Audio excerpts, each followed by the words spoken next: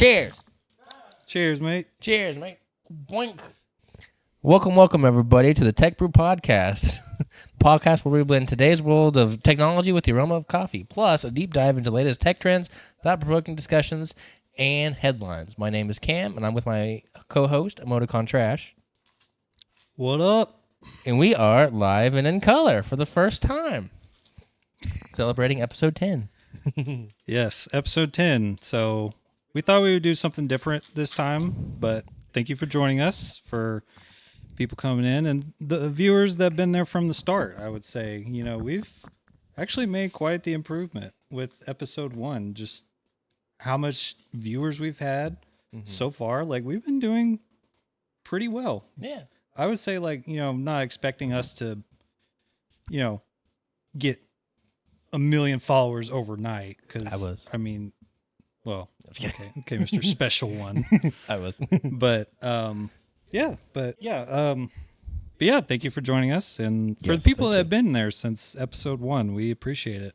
Just we've definitely got the support that we need and things like that. So it's been great. Yeah. Thank you. And just where we've been at. So anyway, got some interesting news that you were just mentioning a while ago. What do you got? I was. So before we get into our main topic, I was following this article as of today. It just came out. This is coming from CNN. Viral BBL Drizzy AI Drake diss track, is getting sued. The company behind the creation of it is getting sued. A group of major record labels is suing 2 AI startups for alleging they wrongfully used popular artist work to train their systems to produce copyrighted music. Mostly Sony Music Group, UMG, and Warner filed 2 copyright infringement cases against AI companies Suno and Udio, which we talked about Suno in our episode a few episodes back, for training their AI models with the label's unlicensed sound recordings.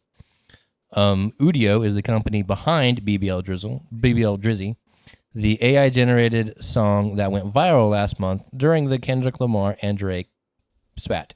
So it's kind of interesting that there's not a lot more in this article, just that they're in an active lawsuit. And from what I can tell from the recording studios side, the music industry, their claim is that these 2 AI generative music companies are using copyrighted songs to train their AI systems on how to create music. That's their claim anyway. From what I've read from people on TikTok and on other platforms, they believe that the actual reason this whole lawsuit is even a thing is because that the song got popular and it's not under any of their artists, so they can't get any money from it. Kind of interesting that we're now in. We've already got an update on where AI music is going. We've got our first lawsuit.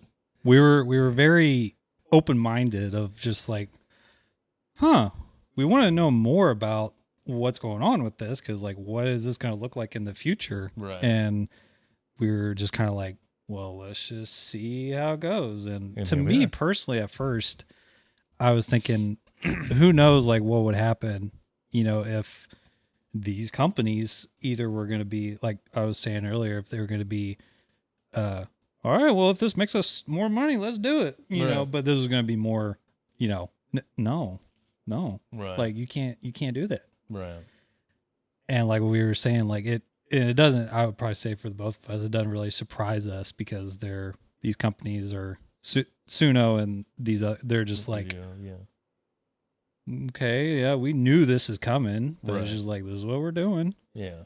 It's for them to be, just like, we know we're probably going to get sued. So it's just like, but we're just training these robots. Yeah. It's like, And also to add a little bit, I don't know if I mentioned this, both Udio and Suno AI claim that their training system does not use specifically those three studios' copyrighted music, so none of their artists get used. They have their own system they use, which they didn't disclose exactly what it was. But according to those two AI companies, they don't use their copyrighted music for training. So, and again, the consensus that I've been able to discover the past day or so has really been that most people think that the whole lawsuit is really just because it got popular on several platforms, and it's not one of their songs. It has nothing to do with any of their artists, so they can't get the money from it. That may be true. That seems to be what the mass people think, mass of people on social media and TikTok. So, but hey, we've got our first lawsuit. Yeah. Our first AI lawsuit, at least for music. So, and there's no other really details about it. I don't know how this lawsuit will go, if there'll be, I don't know a lot about law, so I don't know if there'll be a jury, if it'll be handled outside of court, if it's just, we'll have to see. We'll have to get updates on this as well. That just happened today, actually, so I just wanted to kind of throw that out there before we really got started on our main topic. But do you want to introduce the main topic? Today's topic, we're going to go into 3D printing. Woohoo! It's a very monumental thing that I think a lot of people, I think probably obviously for a lot of older generations, I mean, who knows? I think this might have been a thing that they thought, oh, well, this probably just came popular like a couple years ago. It was like, no. 3D printing has been around for a long time. Long time. So probably say like, what was it, 1970 around there, or 70s? Yeah. So that's when the concept of 3D printing kind of started coming to fruition, for sure. Absolutely. Yeah. So basically, inkjet technology was invented by the Teletype Corporation in the 1960s, a method of pulling a drop of material from a nozzle using electronics. It resulted in a device capable of printing up to 120 characters per second, ultimately paved the way for consumer desktop printing. Jumping further on, I just want to just kind of talk about what we were thinking about earlier was 3D printing at this point is literally everywhere now, with tons of companies making products for sales, things like that. And it's like, oh well, here's these things and that you can have, and it's 3D printed, and it's like sometimes you can't even tell. Oh, absolutely, it is. Yeah. But one of the things I think we could probably talk about a little more is it's been getting to the point now where 3D printing is for modeling houses or making houses. Oh, yeah. And this is nuts. This is like, and for 3D printing, it's just a small, or not small, but, probably say different sizes, all kinds of sizes, for a printer. Oh, yeah, it makes several. Yeah, makes several. And some of them can be pretty affordable. Some of them could be very non-affordable, super expensive. Well, so I have experience with different 3D printing technologies. I have myself. I've got two 3D printers. They use the same printing technology. Two different companies, two different brands, and two different sizes. But I would say the two most common consumer printers would be FDM printing and resin printing.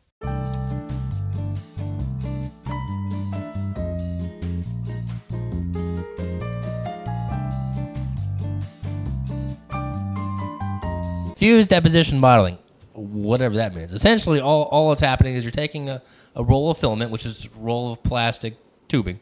It's going into what's called a heat sink, which is these kind of like really enough, it's like a radiator. It's just this giant heat block that's got fins on it that just radiate heat, and it melts the filament as it goes down through the nozzle. The nozzle can be of varying sizes.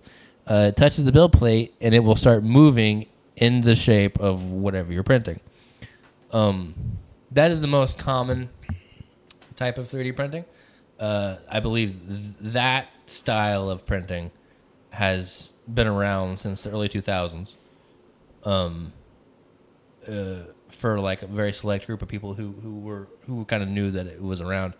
But it didn't really start hitting mainstream until about the past, I would say, 10 years or so. But that is the most common type of 3D printing out there. That's the most widely talked about. It's the most widely supported. You can find articles you can find YouTube videos on how to do this, that, and the other. Trust me, you'll find plenty of videos, tutorials on how to use it. The other most common type of printing, which is a little bit trickier to kind of do, not too terribly bad, but I guess a little bit more expensive, is resin printing. Resin printing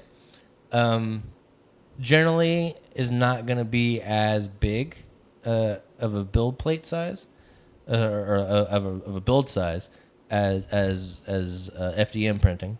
Generally, they are smaller, and as they increase in size, they get more expensive comparatively to FDM printing. So, but with resin printing, you have the build plate, instead of being on the bottom stationary, the build plate actually drops into a pool of resin, which is not technically like liquid plastic, but it looks like plastic when it's done. So I've always just called it liquid plastic. But essentially, it drops into a plate, or it drops into a pool of resin, and you can get different types of resin, different colors, there's different things with it, different whatever that you can get with it. But it drops into this pool of resin, and underneath where the resin is sitting, it's sitting in like a little tank. Underneath the tank, which has a flat see-through screen, it has UV lights. It has different variation of a UV light LED array that will turn on the LED lights, or the UV lights, excuse me. Different UV lights that correlate to what you're printing. And what that does is it will dry the resin instantaneously to the build plate in that shape, because UV resin or UV light is what cures resin. So that's how that dries, as compared to FDM printing, which dries almost immediately just because of air. It just cools down and solidifies. Resin has to be cooled via UV light. So, in my opinion, resin printing is actually kind of cooler. It's a cooler technology, and you get better results. With FDM printing, essentially you have layer lines. It'll like, if you're just printing like a ball, for example, you'll have a circle, and then you'll have, maybe a wider circle, and then a wider circle, and then a wider circle, and then it'll get smaller again. But generally with FDM printing, you can see each of those lines. Now, with varying nozzle sizes, the lines can get thinner or thicker. And there's always generally some sort of sanding or finishing or polishing you have to do with FDM printing. Resin printing is a little different. Resin printing, it pretty much makes a solid object. So, because as it cures the resin, there is really no layer. It just cures, it's like glue. Like you put glue on top of a glue, it kind of just makes it a bigger glue ball. And then the UV cures it all every time or simultaneously. Gotcha. But again, there's pros and cons to both. Resin printing generally will get better quality. You'll get heavier objects, more solid objects, but financially trying to get the same size of object is going to be harder, because again, you're spending per inch that you're trying to acquire on a resin printer, it's going to cost more than a filament printer. For example, I've got a filament printer that's called the Elegoo Neptune 3, not the 4, the 3. The Neptune 3 Max, which is a huge printer. It's way more than any human being should ever have. Don't ever get that printer, unless you've got Dodo.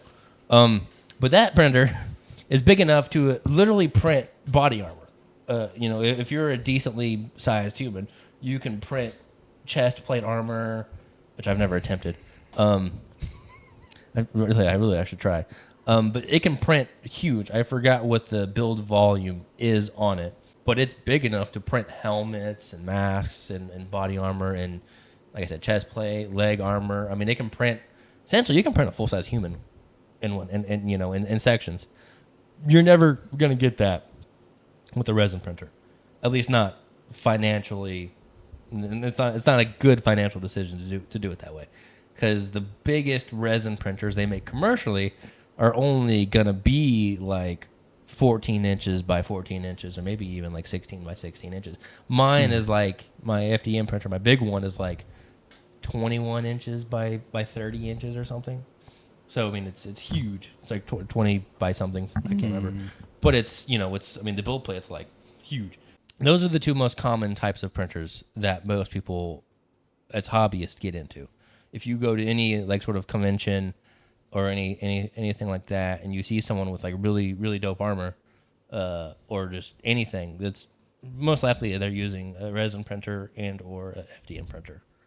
So, Yeah, I will say too, because like the trials and tribulations of 3D printing, especially for you, is something that I think you kind of had to teach me about at first when you first got it, and something I had to learn was it's very just very technical and very just a very certain way, things have to print in a certain way. And so I guess for people in perspective that still kind of have to like figure it out, but it's just like with 3D printing, you can make things very hollow and very light. Right. But that's the thing though, when you take it out and you're messing with it, like, yeah, you could have, like for example, the many amount of times for you making me the Master Chief.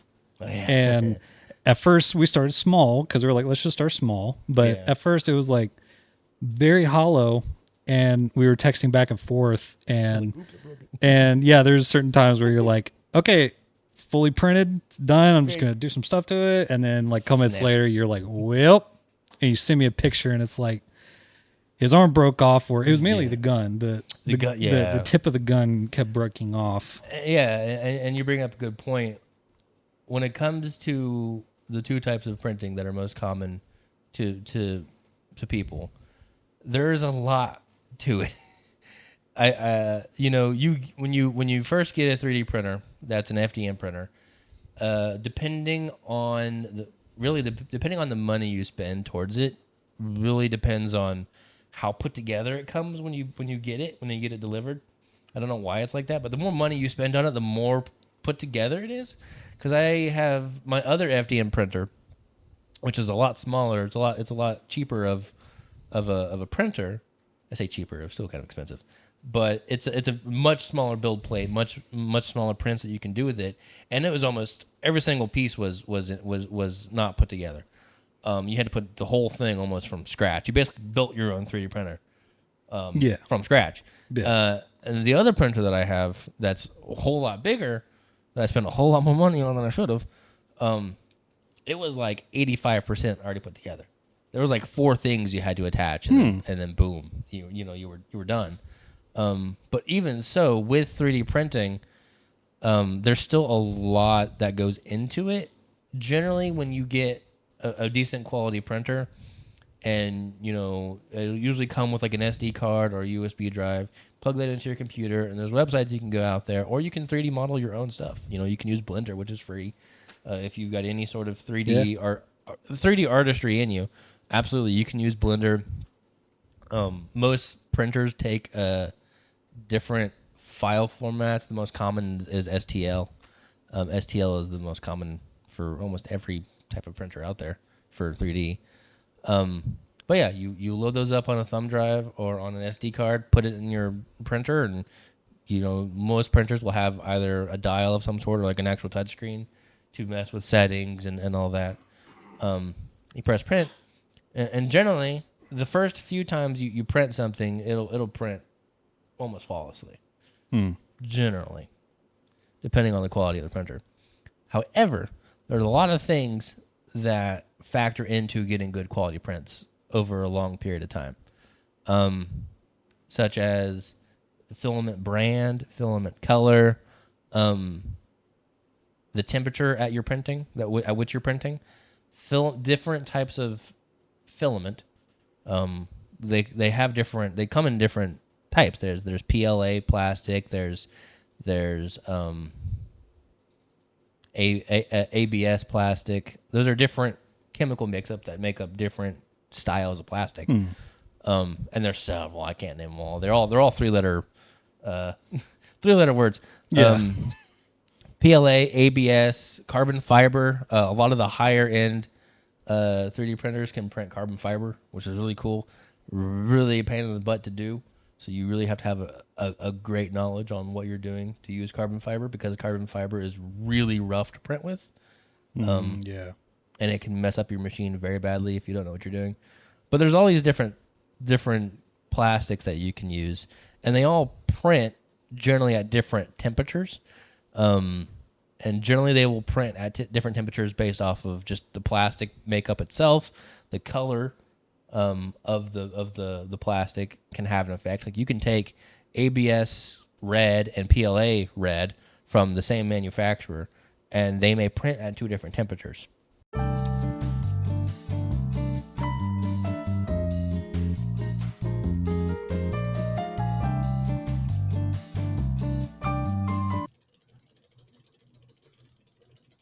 Oh, hey Cam, what's up? Hey, how you doing? What's you playing a game there? Yeah. Oh, okay. Well, I just wanted to talk about the analytics of our YouTube channel and stuff. Yeah. Go ahead. Yeah. I'm listening. Well, in hindsight, there's still a percentage of viewers that still aren't subscribed to our channel. What the?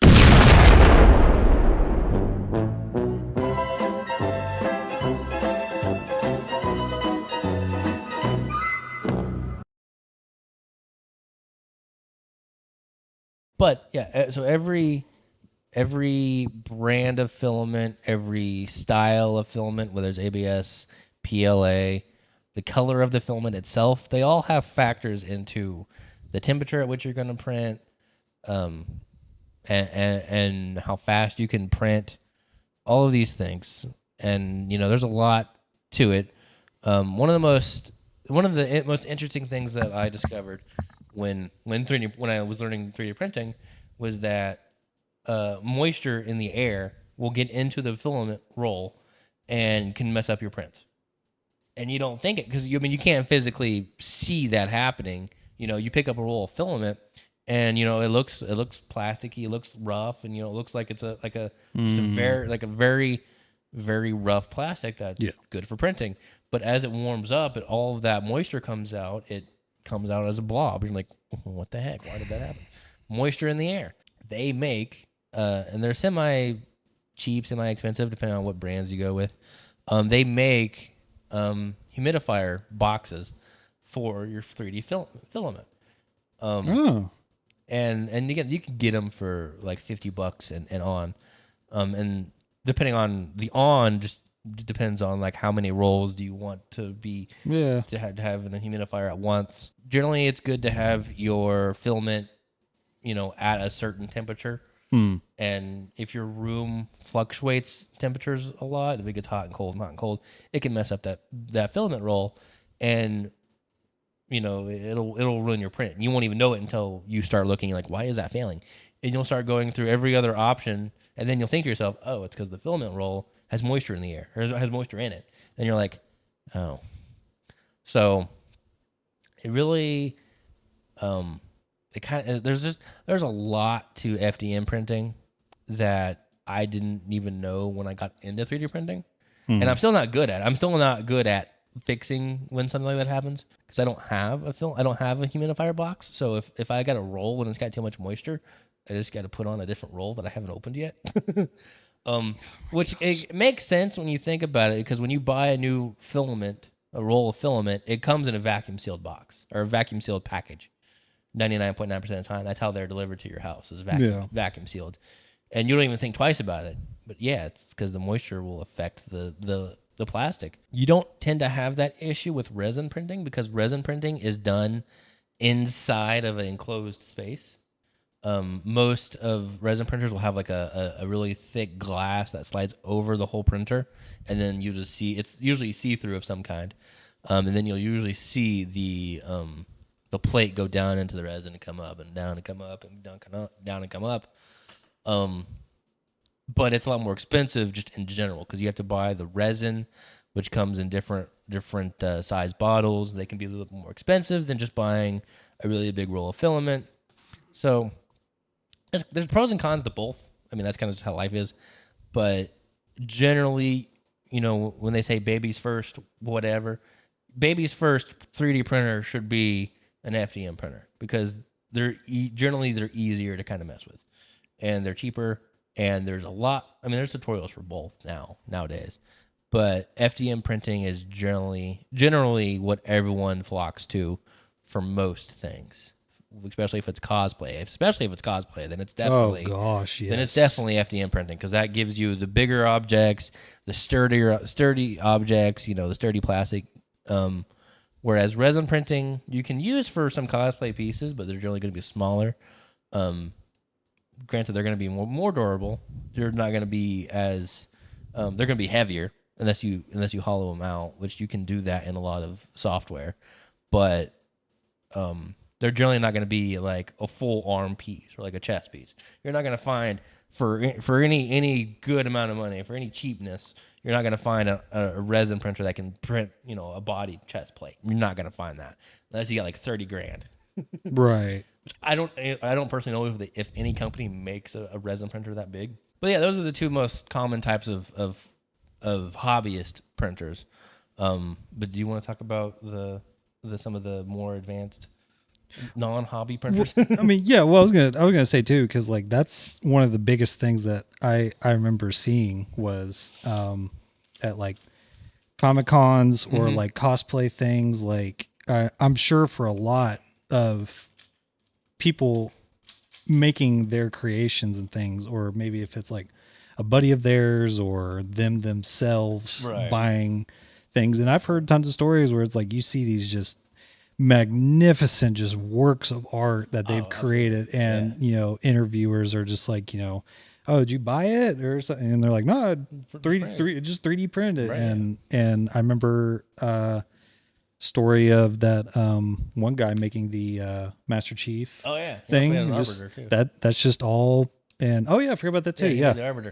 That another thing I like to bring up too, now that you mentioned it, is it's unbelievable how long it takes to print something that you don't think something that's like that size is gonna take more than like 35 stuff from something like that tall that's like a foot, like a foot tall, like action figure will take like 6 hours. Yep. At like the standard speed that you like, especially if you're a beginner, definitely don't mess with like trying to print faster because you will mess up. Most printers will have the ability to print ridiculously fast, and you can get those prints down to like an hour if you know what you're doing and if you know your printer. But as a beginner, definitely leave the speeds and the temperatures that they print at. Leave them where they are because they're generally formatted to work 99.9% of the time. But the issue with that is you're gonna have, you know, a foot tall figurine that you want to print of like Batman or whatever, and you're like, why is that taking 6 hours? That's one of the cons of 3D printing. They're very slow. That's one of the things that you kind of had to remind me of, just how you were practicing with things like, you know, and go on these, and that was the other thing too, like go on these websites where you can download these models to get like a blueprint of it, and get like just as an example, like a just 3D model of it, so you can look and you're like, okay, I can see, and then go to this like software kind of thing, and you can be like, okay, well, yeah, I can literally just crop and paste scale it up or Right. just make it super small. And I still have the like, for example, I still have that little remember that NASA Yeah, the astronaut? Yeah. I mean, for that, I think that probably took like an hour and a half. Yeah, it So was I mean, about not a really little- that long, Yeah, it was a little over an but hour. But it's also like that big. yeah, I mean, and it's like yeah, an inch and a half tall. yeah. Oh yeah, Maybe 2 inches. yeah. I think we measured it. Yeah, because Yeah, we it were was like, like it's two- it was like about 2 yeah. inches. But for that, and it obviously didn't take long, and I think and the arm broke off. Yeah, I had to reprint. So then, and kind of like what we were talking about earlier, I was like, that's something you have to just, because of how hollow it is, and then you have to just make it more thick Right. and just put more, it's like putting more filament into Yeah. it. So with that, depending on what you're printing, depending on how sturdy you want it, whenever you either make or you find a 3D model online, what you'll generally do is you'll bring it into something called slicing software, which they're generally all free. They do have pro versions of some slicing softwares, but generally the decent quality ones that will do everything you want it to are generally free. Like Cura's one of the big ones. And what that does is you bring that model into that software, and that's how it determines where the lines are going to be, like how it's going to print. And within that software, you can scale the size of the model. You can rotate so it prints at a certain angle. You can do stuff like that. But just be aware that whenever you scale the size of something, and you're like, yeah, I want this 12-inch model, this foot tall model of Batman. It's going to take like 6 hours, even though it doesn't look like it. Something that tall is going to take a billion years. It will take a billion years. Now, one of the things you can do to kind of help alleviate that time is changing what they call infill. Infill, and it's the same name across pretty much all slicing softwares. Infill is basically how solid the object is. Like how much filament do you want inside the object so it's sturdy. So it's, if you crack it open, you can see like a honeycomb pattern on the inside that fills up the void. The more infill you have, the more solid it is, the longer it's going to take to print, which makes it solid, but takes longer. Whereas if you reduce how much infill you have, it's a shorter time, but you sneeze on it and it's going to disintegrate. So you really have to find that happy medium with what you're printing and how sturdy you want it to be. If you're going to use this for any sort of cosplay or LARPing or anything like that, where it's going to take some hits, you want a lot of infill so it doesn't just disintegrate. But again, it's going to take like 9 hours. So, If you just want something that's just going to be just on the bookshelf or something, then absolutely, it's yeah. like, then you could just make something you- that's just light or Yeah. something, and then you could whatever, and then, Yeah. but like, and what's crazy about it too is I kind of picked on it a little bit, but with just all the crazy stuff you could do you could just paint this stuff, and Oh, you just absolutely. paint it, and then Yeah. or you just spray paint it. Yeah. Things like that, and it's crazy. And Mm-hmm. but yeah, that's the thing about it too. It's like with kind of just going back into like what we were talking about with cosplay. It's like, yeah, for them to like, if somebody was to say, okay, I want to go to this Comic-Con and I want to dress up as Master Chief, and it's like, yeah, have fun with that. yeah, you would need to plan for about maybe a year and a half. Oh, absolutely. Probably. No, that's no lie. If you're doing like a full setup like Iron Man, and I'm not even talking about like adding like motors or anything for like the helmet. A lot of cosplayers they'll add like motors and LED lights. I mean, they'll do full out. If you've only got 1 or 2 printers, that will absolutely take you a year, if not longer. Even if you've got like 7 printers, that'll still take you like 4 or 5 months. Because you're gonna run into errors. You're always gonna run into something. Something's gonna print weird, or something's gonna fail while it's printing, or it's gonna break while you're done printing it and while you're sanding it, or it's gonna be not the right size. Now there's ways to measure, and you can do all the measuring you want. A lot of these softwares will allow you to change the X, Y, and Z of every object, right? So you can make it stretch, you can do whatever, but unless you know for certain that a measurement is the exact measurement, if you're just guessing, yeah, don't do that.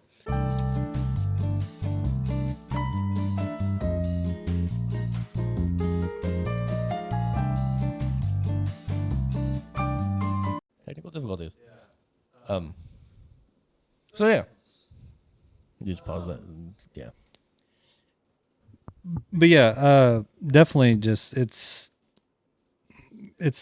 I I would say for the amount of time when you started explaining to me mainly like how it works, like when you first got it, and it's like, and the timing, of course, because I remember there were sometimes I was like, "Oh, can you do this?" And you're like, "Okay, what size?" And I'm like, I'll say about this size," and you just, and you're like, 21 hours. it's gonna take about 6.5 hours Right, or yeah. something. And it was like, we would be hanging out and we would be like, okay, that'll be till like 11 at night. And so I'm Right. just like, oh crap. It'll be ready in the morning. Take it or leave it. Yeah. So, but things like, but I never just in my life when I saw an article talking about them just making houses Oh yeah, that's a fairly newer thing that they're doing. That's insane. where I'm like, I didn't think that we would go this far to make something that huge.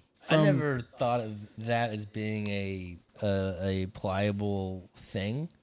Like I never thought someone would be like, let's 3D print it. It's like what? Yeah. But Oh, but yeah, and this is concrete. By the way, yeah, not plastic. it's not. Yeah, it's not like a very thin. I mean, obviously, it's but like. just using yeah. just using the concept of 3D printing, just the medium is instead of plastic, it's literal concrete. I never even thought to even think about that. I'm like, we build houses now just fine, out of For hundreds and hundreds of years, You know, and we then build them out of wood and concrete foundation and insulation and drywall. And someone was like, let's build it fully out of concrete. I'm like, oh, okay. Like, I okay, would. here's my wallet. I have my opinions about the houses. I think they're cool.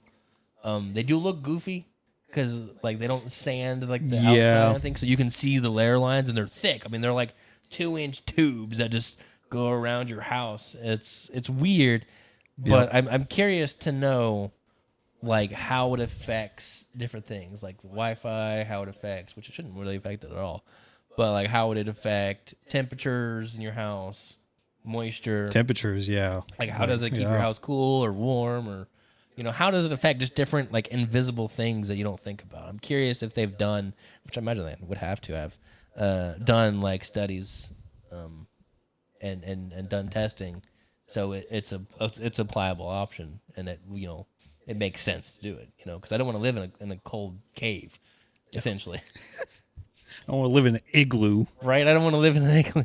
basically. But yeah, I think it was mainly just talking about how it works on the outside and just mainly just getting the foundation down. But I don't think they really explain like how it'll work inside. It was kind of one of those just 3D like rendered kind of thing of what it would look like. So, Right. but that's a good question because that's something like, okay, well, yeah, but how's it going to work on the inside part of it? Right. Because and like what I always want, I've seen videos on YouTube of them printing the houses, but I've never really seen the inside.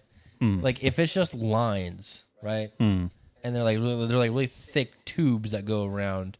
How do you hang stuff up on the inside? Because if your house is gonna just have like these 2-inch tube sections and it's gonna have divots, because it's gonna be just rounded sections. How do you hang up anything? Because I don't think they put like drywall in front of it. I think it's just here's your house. It's fully concrete. Like I would assume. I don't know. I need to do more research. But like, how do you sign the papers, right? Yeah, you sign the papers. But like, how do you hang things up in the house? I mean, they would have to smooth it on the inside so it's flat, or put drywall or something up so you have a flat surface, because it's really like, I mean, it's if you want to imagine what it's like an ice cream machine, like where they do like the swirls. Yep. It's like that. It's like you have like, you can see the individual tubes of the swirl, and I'm like, how do you hang something up when you've got those ridges on the inside? I imagine they've got a solution for that I'm just unaware of. I want to know how it. Yeah. I want to know how it affects like weather, like tornadoes. Granted, it's concrete. You're in a concrete building, but like still, like I'm just curious. Like over time, like as it gets damaged. Let's say you got a big chunk out of your house. How do you fill it with more concrete? Yeah. Do you just mix up your own mat, or do you have to call the company and they've got a 3D print a patch for it? What's that? Yeah, what's that gonna do for tornado season? Right? Yeah. What's that? And concrete gets brittle. After a while, concrete will get brittle. Yeah. That's just how concrete works. I mean, you see like the roads, I mean, which are asphalt, but like sidewalks get repaired all the time because they crack. Granted, they're years and years of use, and I don't think we've had 3D printed houses long enough to have years and years of use yet, because it's a fairly newer technology. I would say within the last 5 years. So we've probably got houses that are no more than maybe 5-6 years old. Yeah, that might be something too. And Yeah, it's another like thing too, concrete expands and contrasts. 100 degrees, and then boom, it's 40 degrees, and then boom, it's 90 degrees. You got that in a single week. It's gonna expand and contrast the concrete. So I'm curious if any of these, and I'm sure they have, but I'm curious if how they've looked into that, if they even have. Us as innovators and humans, who knows? We might be like, well, let's build a skyscraper. It's just like what? Houses is fine. That's a good experiment. Don't go any taller than a house. Or maybe apartments. Who knows? Maybe It's like 2-story apartments. Yeah, it's like skyscraper. just something. But yeah, if it goes to like, let's put a big skyscraper in somewhere in New York City, all the stuff. But then it's like, okay, well, It's the tallest building in the world. Let's not do that. Yeah, it's like, okay, no. Now, granted, most buildings that are skyscraper, I mean, they're made out of concrete, but they're not 3D printed. Yeah. And they've got a system in place with other things that help, make sure that they're stable in high winds and stuff. And I don't know if they've got a way to do that with the 3D printed concrete. Because I've seen, like, when they do the 3D printed concrete, they have to, like, as it's printing, they'll be like, okay, now I'm going to stick in the rebar. I gotta wait for it to go around a few times. And I'm going to stick in another thing of rebar. It's like, why? It's like they have to wait for a specific layer line, pause it, put rebar in, cut out holes for like electricity and windows. And I'm like, because you think about it, it's 3D printing, so how is it going to print like over a window without it just sinking into the hole? True. I think they have to like cut it out after it dries. True. So it's just like there's a lot that they have to do that they don't have to do with traditional ways of using concrete. Yeah, I'm sure they've done tons of tests on it. I hope see how it works. And before I ever buy a house, I'd want to know. And obviously, yeah, it's like you don't want to start off with something huge. Yeah, you want to start off something small. You want to start off with, a little piece of like concrete, right. And then go from there. And then, I'm sure there's tons of people that are there that's like, it's running and they're standing, taking notes. And it's like, okay, well, we could try this or we could try that, Absolutely. and yeah, it's nuts. And building cars, I'm sure probably in the long run, 3D printing. Yeah. It's like anything you want. And I think over the years, it's been starting off just small with just small things. And then it's like growing bigger and bigger. And then literally, who knows? It's like into our day-to-day lives now. Yeah. And it's nuts. Like just including a house that you can legit buy. Right. So I think another thing that I just thought of that will absolutely have to be in another episode is the other things that they 3D print, like meat. I totally forgot about that. I know we do. We just thought about that. Yeah, they're 3D printing meat now, which we don't have a lot of time left. So we'll have a dedicated episode to the. We should have a dedicated episode to the weirder 3D print things. Like they've got 3D printed chocolate, 3D printed meat. I think they're even like trying to 3D print human organs. So we're definitely going to have like a part 2 sometime down the line to the weird side of 3D printing. I feel like we should. Yeah, we'll have to find out about that. Yeah, we'll do more research on those topics. But they're the 3D printing as a technology, and it's advancing. Obviously, I mean they're doing it in several industries. They're doing it in the medical field. They're doing it in the construction field. Obviously the hobbyist field. Mm-hmm. It's in a lot of areas. So let's 3D print a plane. Let's not do that. Start off small first. Right. 3D printed clothes. Even if it's an RC plane. Right. It's like, well, okay, that's reasonable. Yeah, don't do a full like 747. But it's going, let's do a whole Boeing thing, flight thing. I was like, no. Yeah, let's not do that. Start off small, please. Alrighty. Well, I think that'll do it for today. Yes, sir. But, do you want to go ahead and with the outro? Yeah. Even though it's morning. This is still Yeah. caffeinated. This nondescript brand of soda. Please remember to drink any caffeinated drink in moderation. Caffeine is a chemical. You can get addicted to it. And don't believe everything you hear on the interwebs. Absolutely. Don't Absolutely. believe it. Peace. All righty. Peace. Have a good one, y'all. I call this one Old Greg, and you know what I call this one? I call this one Old Greg. You ever drink baddies from a shoe? Okay. Not at the monitor. Look at the camera. Welcome everybody to the TechBrew comment. Cheers and beers. Cheers and beers. Okay. We're not singing.